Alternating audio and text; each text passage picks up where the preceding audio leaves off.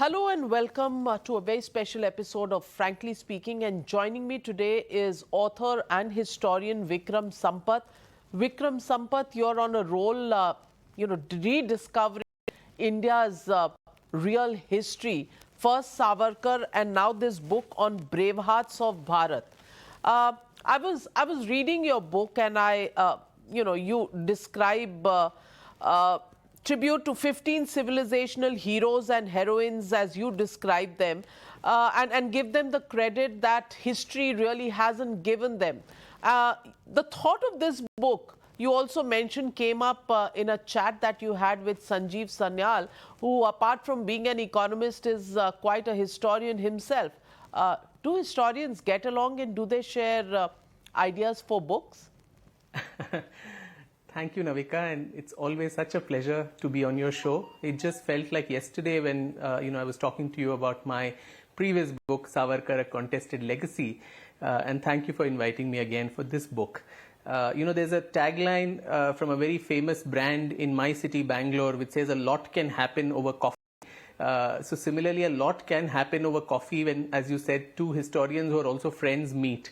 So Sanjeev and I have had lots of discussions and conversations, and during this particular conversation he just brought it up very casually that, have you noticed the fact that all the battles and wars that we study about in our history books or in popular history, it's always like a long laundry list, a litany of wars where India and Indians have lost.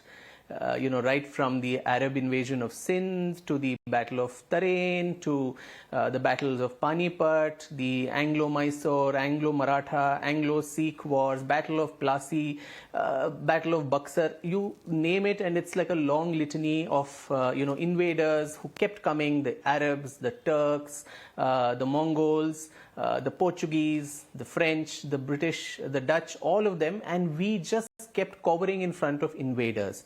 And we also discussed the possibility that if we are still around as a civilization, we are around and kicking while most of our contemporary civilizations have gone away, there must have been some battles that we won also. There must have been some resistance that we as a civilization put. So where are those stories of victory? Where are those stories of courage?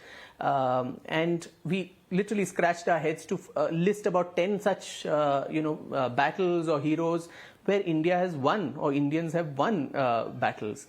And it was quite a tough task for us to do, and that is where the idea of this book germinated in me. And I thank Sanjeev for literally seeding this idea in my head that there is this need to look back as to how we as a civilization have fought back and put up resistance. Because, mind you, it took even the Islamic conquest and the Islamic kingdom to be established in India. It took 500 years after the first invasion of Sindh by the Arabs.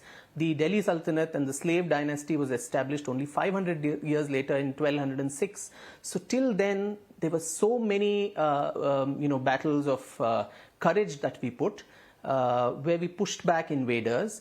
And even after that, till the time of the British and after that too, different pockets of India faced resistance, faced courage, faced valor, and we have somehow, in the larger colonial narrative that has been passed down to us by our colonial masters, and then of course after independence by the ideological tilt that Indian historiography sees, we have just somewhere forgotten these in this larger narrative that we need to be presented as a nation of losers. Right from the myth of the Aryan invasion theory down to the British, we were just destined to be ruled by outsiders. We have not been a brave civilization. We've been given to the karma theory. Our philosophy has made us divided Bharat into our heads, and a divided Bharat indeed. All of this adding to that larger picture of we have covered in front of invasions, which is historically untrue. And that is what this book, Bravehearts of Bharat, attempts to do through 15 civilizational heroes and heroines, as you mentioned. Of course, it was a very tough choice to make as to who these 15 people would be, who is left behind, who is chosen.